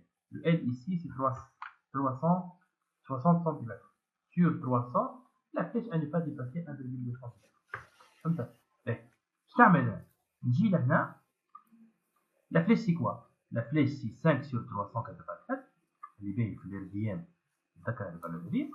Fois la charge multipliée par l'espacement entre les pannes, fois la longueur de la panne à la puissance 4 sur E fois I. Cette valeur-là ne doit pas dépasser le L sur 200. On a fait L déjà. L c'est 3,6 mètres. Je vais prendre E inférieur ou égal à 200 sur L, non, L sur 200, multiplié par EI. E c'est le module d'assisté, I l'inertie, je sais que c'est un profilé, fois 384 sur 5, sur Q, sur la charge Q fois L à la puissance 4. Je vais calculer cette quantité-là et je termine l'espacement minimal. Et je peux fixer l'espacement entre les pas. هذه يعطيك l'espacement optimal, l'espacement minimal. Et tu proposes l'espacement avec par rapport au profilé. Je le profilé. Si je fixe le profilé, je fixe l'inertie. Je mets ici la valeur de l'inertie, la charge appliquée sur la panne, et par cette méthode-là, je peux déterminer l'espacement entre les pannes, ou l'espacement à ne pas l'espacement minimal. فهمت؟ بعد نجي لهنا فاكسبل. سوف هنا علاش تلاحظوا انه ثم زوج قراب بعضها وحده بعيده، خاطر هنا جوست بور لابوي دان بانو بعد لابوي دوتر بانو بعد لابوي دو تروازيام بانو. دونك vous avez 3 panneaux pour chaque traverse. Ok. Bien. J'ajoute les braquants. Les braquants sont des simples cornières 40 x 4. Donc le premier c'est à 2 mètres, unique 2 mètres, ici, d'ici vers le premier pas. Et Tenia, mesure 8, ça, mesure 8 vers le premier pas. Ben, regardez ici. Ok, normalement maintenant c'est bon. J'ai créé le modèle. Vous avez ici les différentes sections que j'ai utilisées jusqu'à maintenant. On n'a pas encore créé les pannes parce qu'on n'a pas encore créé le modèle en 3D. Je vais l'archiver le deuxième. Il y a un travail à effectuer. Les braquants, ces éléments-là, son rôle, c'est de stabiliser la traverse. Son rôle, c'est de stabiliser la traverse.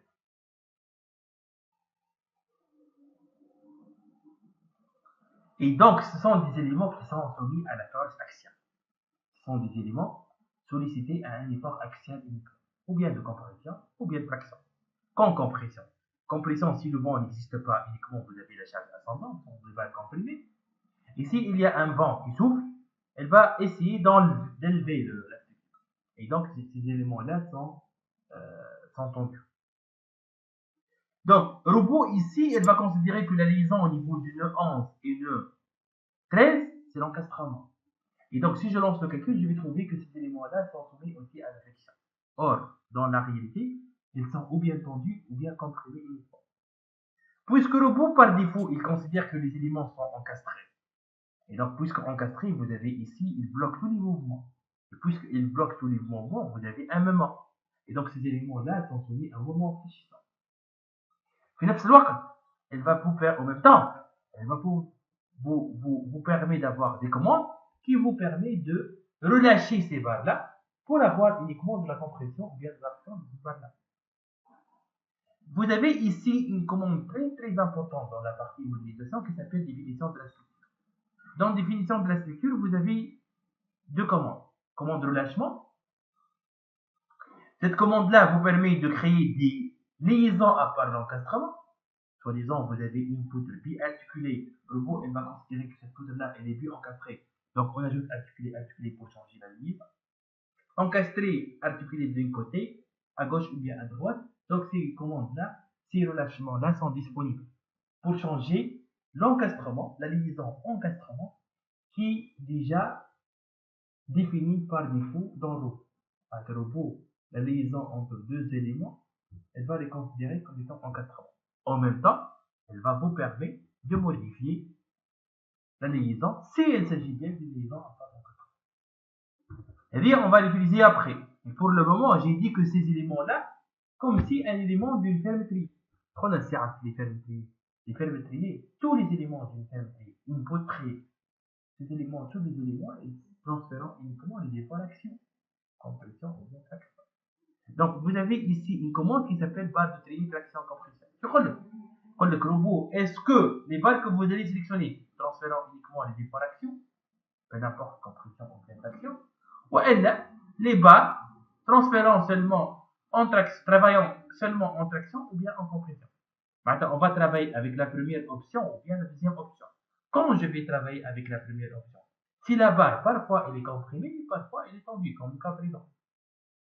Et là, quand le vent n'existe pas, elles sont comprimées. Si le vent souffle et dominant, dans ce cas-là, les barres sont tendues.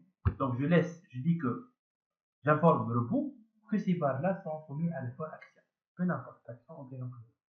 Mais si vous avez des barres qui sont toujours tendues, ou elles sont tendues, ou elles sont comprimées, vous pouvez les obliger ici. Il faut sélectionner les barres, dit que toujours comprimées. Si elle est tendue, il ne faut pas le compter. Ou elle est tendue, si elle est comprimée, il ne faut pas le compter. C'est-à-dire la technique utilisée par les ingénieurs, experts de domaine de construction métallique, pour les éléments de contreventement. Un croissant André. La longueur des barres est très importante. Il faut que quelqu'un cherche à compression. Et le chiffre lambide, ou section entière, simple comme l'autre. Tiens, dans ce cas-là, il va l'obliger que ces barres-là sont tendues. Si il est comprimé, il ne faut pas le compter, comme si il n'existe pas. Donc, dans ce cas-là, je vais travailler avec la première option. Et j'informe le robot que ces barres-là sont uniquement des barres qui transfèrent uniquement et qui est comprimé ou bien tendu, pas un problème pour moi. Et je sélectionne les deux barres. Appliquer. Regardez ici, il faut vérifier que la commande triée a été considérée. C'est simple, mais si on va oublier de faire ça,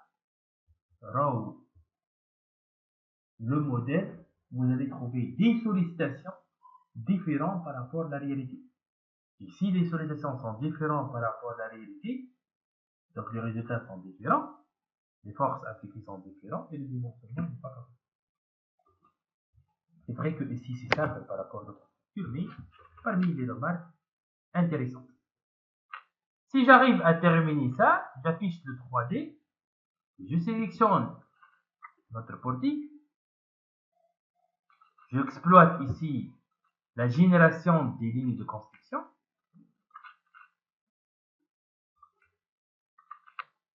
Je vais aller dans édition, transformer cette fois-ci par translation.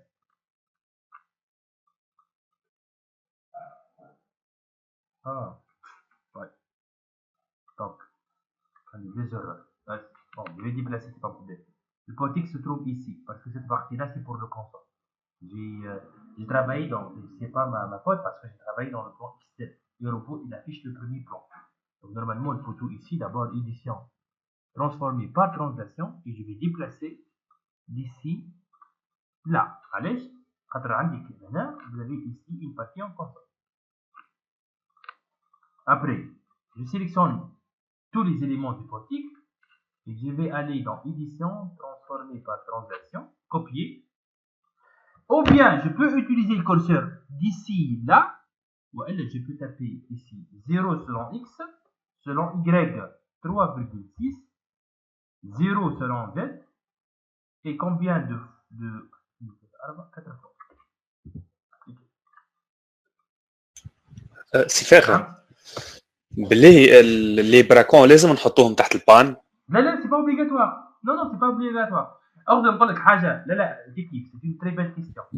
Alors juste لهنا هيك علاش j'ai demandé toujours de poser des questions, discuter. راهو les braquants c'est un élément très très important dans la structure. علاش خاطر elle va nous permettre de stabiliser la traverse اللي هي l'élément le plus lent وانا نلوج باش نوبتيميزي منه. معناتها كل ما نقص la section de la traverse نربحك خاطر les braquants c'est différent. L'emplacement des braquants, je vais stabiliser, j'ajoute des braquants, à chaque fois je change l'emplacement des braquants, je vais un bord de temps au niveau de traverse. Juste là, un exemple تحت الباد. بالنسبة لكم مش تحت الباد. أنا نقعد نلوج على البوزيشن تاعو de façon إنه يعدي لي البروفيلي pour la traverse. C'est أي مثلا c'est bon ولا؟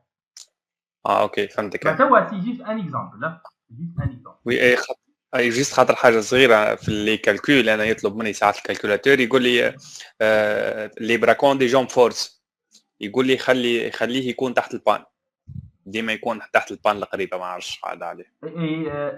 اعذر لي هو كل ما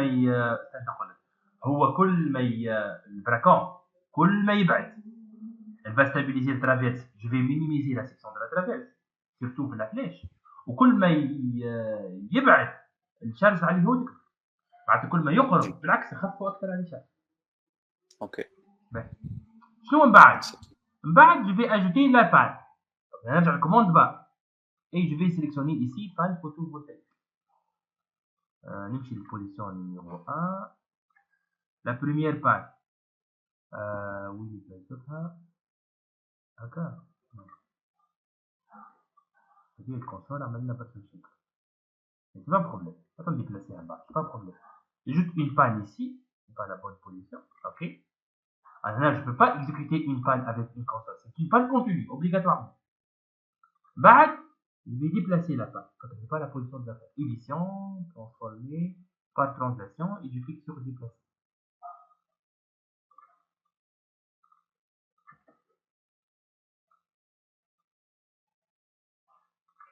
بعد,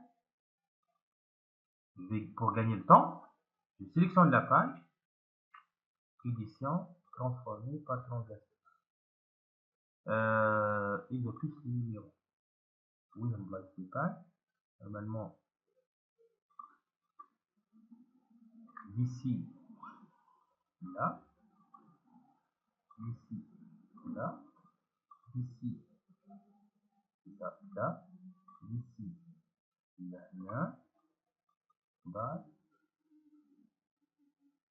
ici,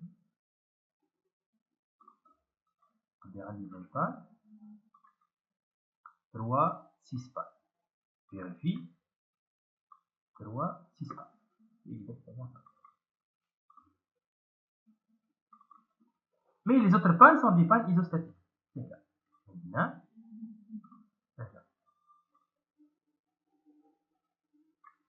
كيف édition transformé par translation. Je désactive le groupe qui va être une modification.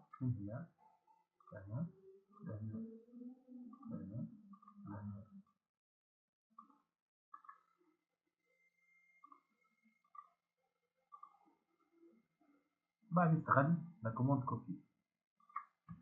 Je sélectionne 1, 2, 3, 4, 5, 6. Édition transformée par translation. Selon Y avec signe moins 0, moins 3,6. Deux fois. Bien. Non, pas deux fois. Une seule fois, alors c'est la partie en compte. Ok.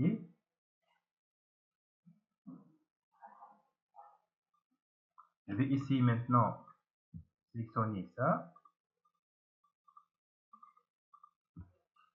Par édition, transformer. Je vais essayer avec le avec miroir vertical.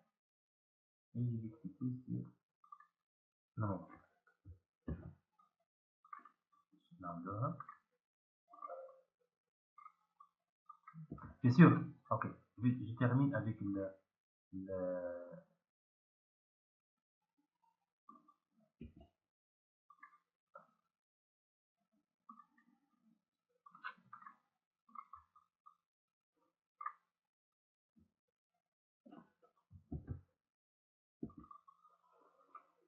ok, donc pour éviter le problème, ici,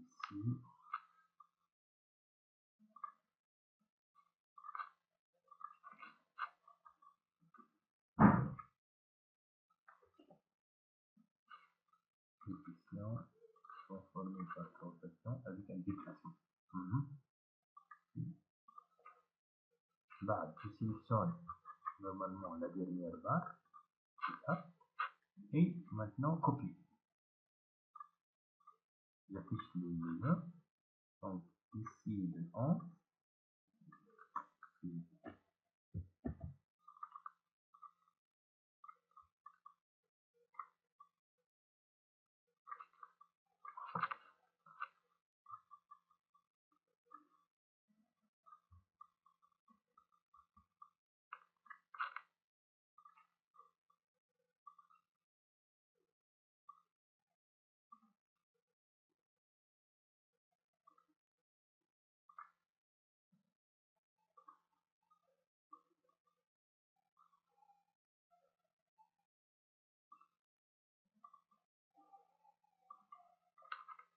Ok.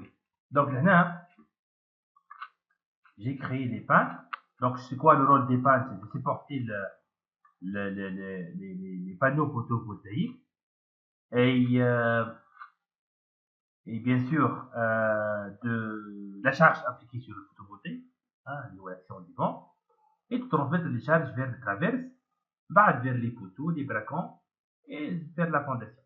Et bien sûr, là, pour stabiliser le bâtiment, ce sont les éléments principaux. N'oubliez pas, comme je vous ai dit, que dans les structures métalliques, il faut considérer toujours l'action du vent, peu importe la hauteur de la structure. Et donc, pour cela, il faut stabiliser la structure vis-à-vis de l'action du vent. À quelle sert ce domaine des bâtiments? Pour les petites villas, les pailles lancées, pour les immeubles de grande hauteur, qui modifient plutôt ça soit la R+6, R+7, R+8. Généralement, à considérer l'action du vent. Cage ascenseur, c'est le noyau, il est largement suffisant pour stabiliser le bâtiment vis-à-vis de l'action du vent. Par contre, pour les éléments élancés, pour des bâtiments très élancés, on ajoute du contreventement, des murs voiles en métal. Là, ce sont les éléments qui vont assurer la stabilité. Les éléments qui vont assurer la stabilité, les éléments de contreventement, les croix et les poutres au vent. حاجة très importante à connaître هو انه وقت نحكي par exemple نحكي على une structure photovoltaïque sous cette forme là. هكا vous avez ici la profondeur. Bien sûr, vous avez un vent qui frappe cette face-là, on l'appelle W2, la petite face, comme un vent qui frappe la grande face. Là, il faut faire attention. Si je vais ajouter ici des croix, qui s'appellent des croix cendrées, ou ici je vais ajouter des poutres au vent, et un croix de l'autre côté. C'est quoi son rôle? Son rôle, c'est de stabiliser la structure vis-à-vis du vide uniquement. Le vent qui frappe la petite face, la grande face qui s'appelle W1, elle sera stabilisée par les éléments du vent. Tu as fait des constructions métalliques, par les contreventements. Mais oui, la réponse, c'est quoi son rôle? C'est la réponse, c'est pour stabiliser le bâtiment vis-à-vis de l'action du vent. C'est pas ça la réponse. Vis-à-vis quelle action du vent? Vis-à-vis l'action du vent qui frappe la petite face. Bah, le vent, c'est lui le vent longitudinal. Le vent qui frappe la face transversale, c'est un vent longitudinal. Pour le stabiliser, on doit créer des éléments de contreventement. Le vent W1, elle sera stabilisée par le poteau de la travers. Si elles sont insuffisantes, il faut contremonter la structure dans son sens transversal. Par contre, ici, notre structure elle est ouverte. Le vent, elle frappe uniquement la toiture. Quand les toitures, avec les panneaux photovoltaïques. Il y a des constructions métalliques qui sont ouvertes, avec les panneaux, avec couverture, avec un panneau photovoltaïque. Donc là, généralement, on ne va pas trouver des grands déplacements au niveau du poteau. Donc c'est pour cette raison, on a un choix. On ne va pas mettre des contreventements un seul contre-croix. Deux portiques à contreventer. Ça dépend de quoi? Ça dépend de la densité et ça dépend du déplacement qu'on va trouver après dans le test poteau pour la combinaison de favorable. Au minimum, il faut avoir un portique qui est contreventé. Pour cette structure-là, il faut au moins contreventer un portique. Elle est le minimum. Si elle est suffisante, c'est suffisant. Si elle est insuffisante, donc on doit ajouter un autre contreventement. Maintenant, on contrevente le portique numéro 1 et le dernier portique.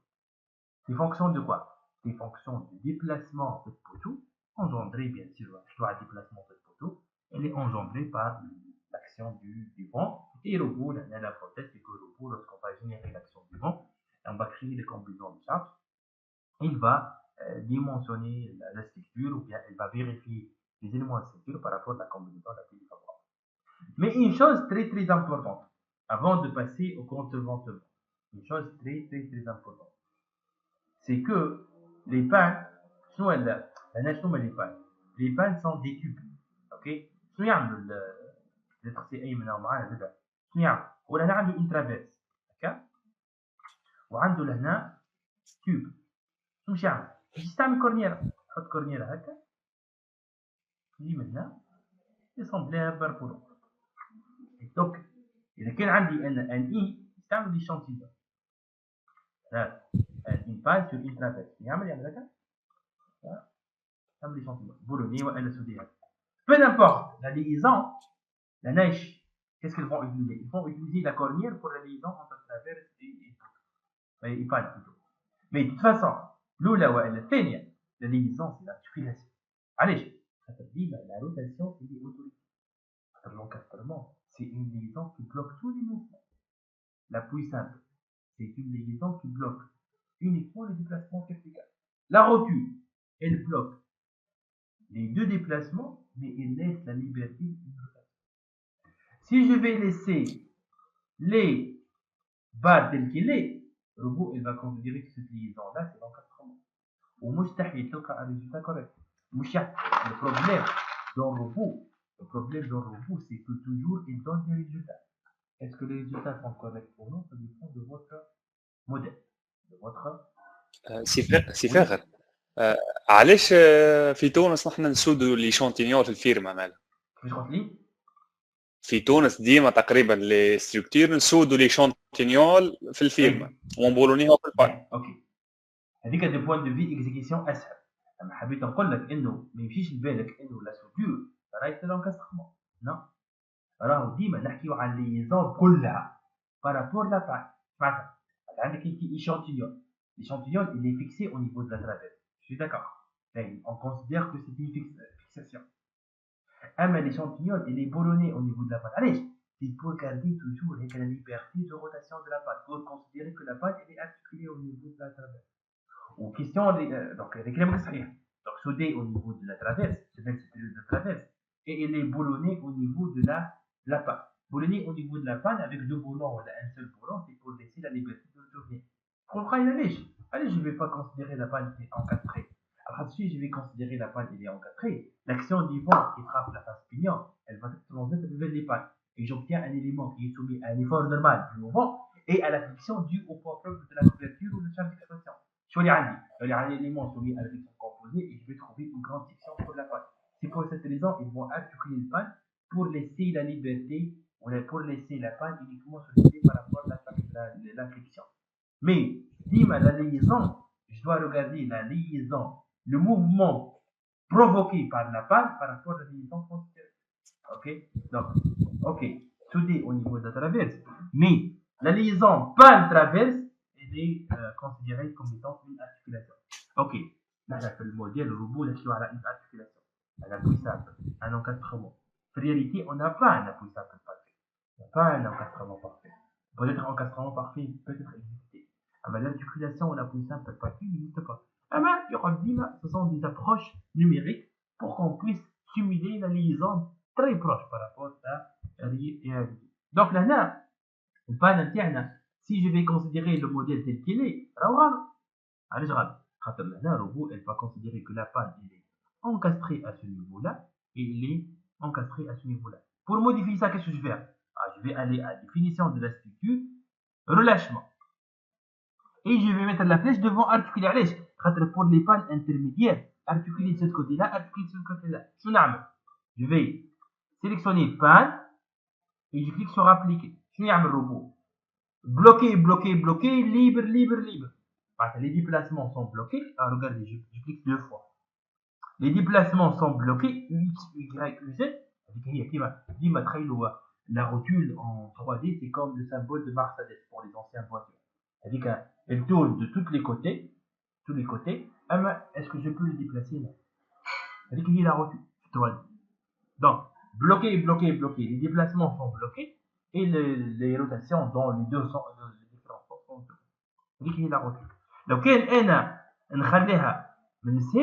le robot, elle va considérer bloqué, bloqué, bloqué, bloqué, bloqué, bloqué. Les déplacements bloqués et les rotations bloquées. C'est le cas défavorable. Le cas, elle panne. L'axe. Le cas, supposons que j'ai oublié. C'est dangereux. Supposons que j'ai oublié de relâcher la panne.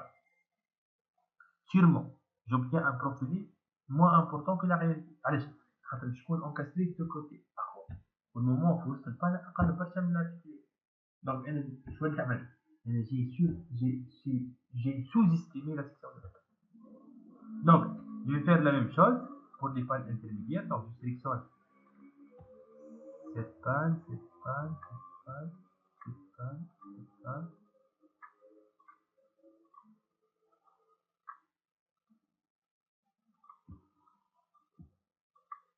Ah non. Après, c'est bon. Appliquer.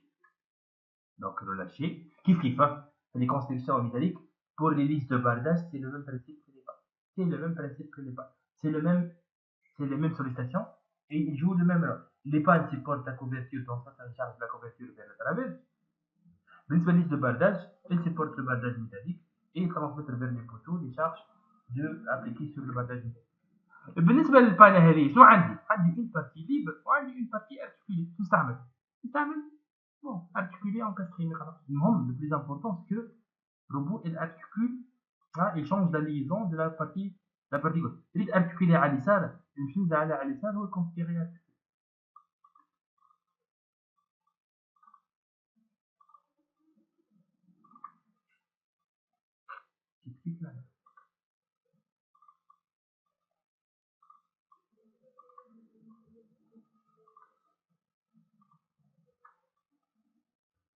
باهي ساعات تجيني رمال يقول لي انجينيور يقول لي انا نستعمل ارتيكولي في لي براكون ماهوش غلط خاطر ارتيكولي جي اوتوريزي لي روتاسيون ا ليكستريميتي في هذاش مومون يولي يسمي ان بوان. اما لا بلو ريال خاطر كي نحط له البلو ريال البلو بروش دو لا رياليتي هو اني نحطو ان ليمون تخيي كي ترانسفير انيكمون لي ديفراكت هذيك نورمال ا 100% اللي هو سومي انيكمون ان ايفور دو كومبريسيون ولا تريكسيون. سو كو حتى البراكون كي تستعملوا ارتيكولي ماهوش خاطر شو نسمى باهي Bien sûr, là, vous pouvez remarquer que lorsque je ferme les fenêtres, donc le relâchement disparaît. Vous pouvez aller dans Attributs. Ok. Relâchement. On peut activer relâchement. Et là, il y a le relâchement.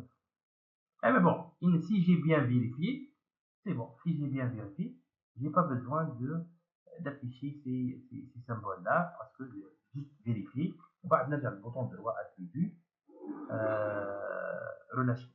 Mais, peut-être c'est la dernière remarque, mais surtout les ingénieurs civils, ils maîtrisent le robot et ils connaissent le robot. Mais robot, c'est un logiciel de calcul. C'est pas un logiciel de conception. Dans la réalité, on n'a pas ça. La panne, dans la réalité, il est appuyé sur la semelle supérieure de trapèze. Kiff. La liaison ici, c'est pas ça.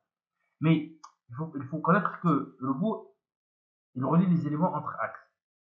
Et notre objectif. Rotation, c'est ça. La rotation, oui. La rotation calpane. Oui. On peut faire ça pour la rotation, mais si je vais tourner les pannes, ou je vais considérer que la panne, ils sont appuyés sur la semelle supérieure, elles ne vont pas beaucoup changer au niveau des résultats. Maintenant, robot, c'est pas comme Revit. Dans Revit, je vais créer le modèle réel.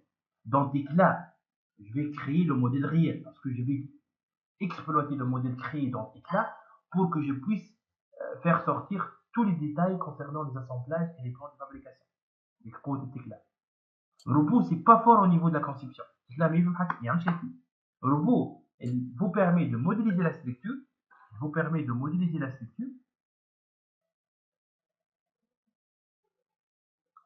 Le plus important pour moi, c'est qu'il est capable d'effectuer un calcul descente de charge pour que je puisse dimensionner tous les éléments de la structure. Par contre, vous avez ici, dans définition de la structure, vous avez la commande excentrement. Pas d'excentrement. Excentrement, va déplacer les profilés par rapport à un profilé, tout en gardant la bonne distribution et transmission de la charge. Mais personnellement, j'utilise pas cette commande-là parce que je connais très bien que elle n'influe pas sur les résultats. Pratiquement, je vais trouver la même chose. Et dans le robot, c'est vrai que ce modèle-là, elle ne décrit pas la réalité, mais du point de vue géométrie, mais c'est pas un logiciel pour la conception, pour la préparation des exécutions, mais c'est juste un logiciel pour la préparation, le dimensionnement de tous les éléments. Et là, il est très fort, du point de vue calcul temps de charge, résolution des problèmes, plus les méthodes de la RDM pour les structures isostatiques, la méthode de la structure pour les structures hyperstatiques. Donc, là, garantie à 100% correct. Les différentes normes existent dans Robot, vous pouvez les télécharger, mais comme je vous ai dit, du point de vue géométrie, on ne peut pas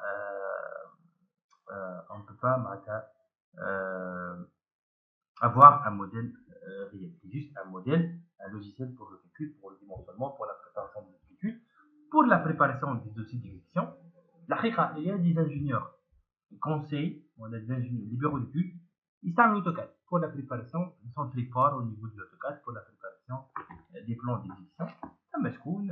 De préférence, nous utilisons Tekla, c'est un logiciel dédié pour la préparation des plans d'exécution ou les plans de fabrication. Ok, donc on s'arrête ici.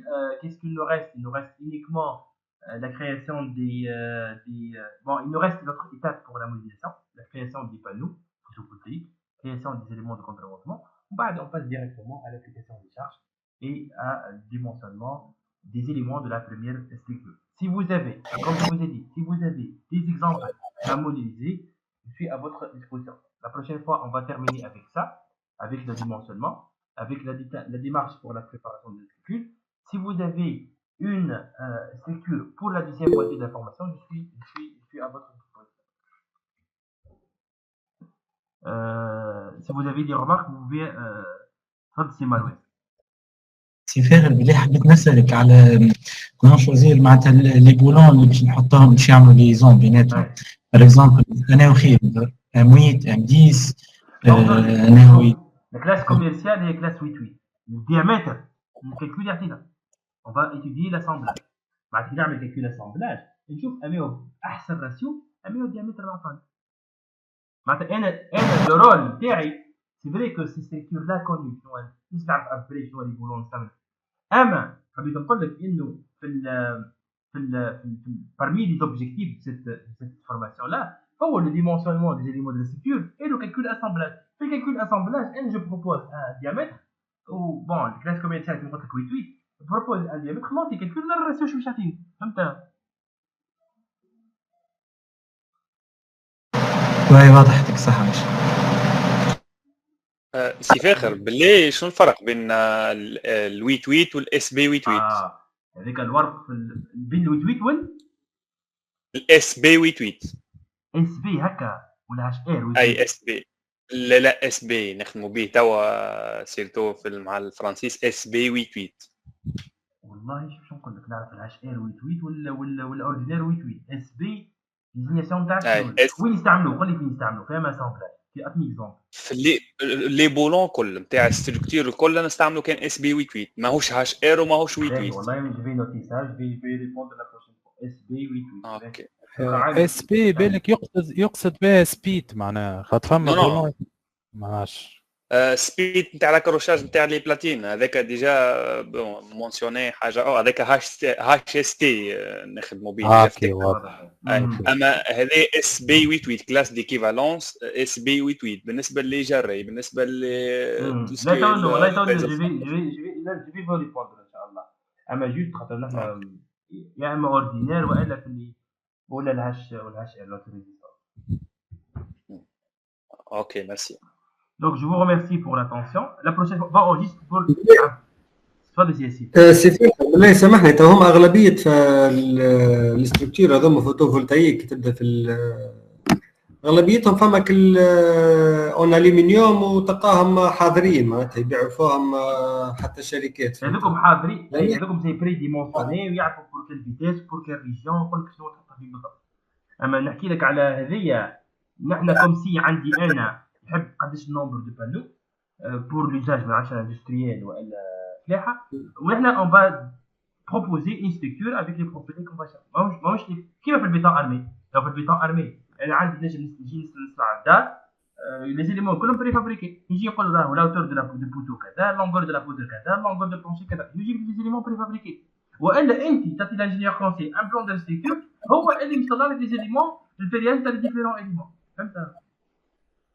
فهمتك معناتها ما فماش ميثود بور فير لو رابروشمون معناتها كسوا في خاطر ما اغلبيتهم ظهر لي اون الومنيوم والا معناتها بور فير لو رابروشمون اون تيرم انرسي والا لا ما هو حتى كي تقول لي ولا ندخلوا بروفيلي في الروبو كيف. لا بيان سور لازم موديليزي اون الومنيوم. اما تو كي نحكيو على كومباريزون في الجيومتري نقول لك اما كومباريزون في الماتريو راه في ان بو ديفيرون بين الالومنيوم وبين الاسي اون تيرم دو بيرفورمانس. مش مانيش نبقى انا خوش. اما كيما قلت لك بور لي ستركتور الصغار ولا في الديار سيرتو الفوقاني هذيك ما تلقاش فيهم نوت كالكول ما تخيلش هذوكم يا ستاندارد سيبور سيبيك. نعم سو سون دي سيبور سيبيك نورمالمون دونك نخدم بها حتى تتري. اما كي تاخذ انت عندك اون غروند سيرفاس باش تنستدي فيها دي ان نومبر امبورطون تاع لي فوتوفولتايك والا سور اون توات سور ان ايموبل تكون عندك 10000 بلس 6 وعندك انتاج كبير وتحط فيه فالفودي وقت اللي اون اسكي جينيرالمون اناليزي ويكونوا كيما قلت لك معناتها تحط فيهم اون نوت كالكول خاطر انت فوزافي بروبوزي فوتر بروبر ستركتور فوتر بروبر كونسيبسيون كيما عملناه اليوم اي لوبجيكتيف لهنا من الموديل اللي عملناه سي بور ديتيرميني لي بروفيل دي زيليمون. اما الستاندارد في واحد ستاندارد هذا واضح. سي فاخر وقتاش السيونس الجاي؟ ايوا حبيت نقول لكم اسكو انا دابيتود في لي فورماسيون او سي ياسين يعرف نخليو نعملوا اون سيونس ومن بعد اون ديسكوت لي زوتر سيونس وقتاش تحبوها قولوا لي وكا